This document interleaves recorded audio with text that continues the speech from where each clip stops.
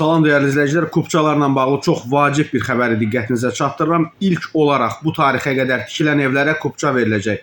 Xəbəri axıra qədər dinləmək üçün bax burada üstə gəl işarəsi görünürsə, üzərinə zəhmət olmasa bir dəfə vurun və kanalımıza abunə olun. Dəyərli izləyicilər, evlərlə bağlı hazırlanan konsepsiyanın yaxın müddətdə təsdiqi gözlənilir. Təxminən 100 min evə kupça verilməsi mümkün olacaq.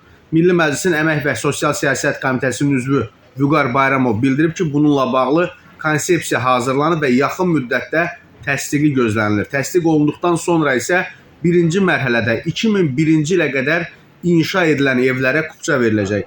Həmçinin tikinti üçün torpaq sənədi olsa da kadastr məlumatlarındakı ziddiyyətlərə, yəni anlaşılmazlıqlara görə çıxarış ala bilməyən vətəndaşlar üçün problem aradan qaldırılır.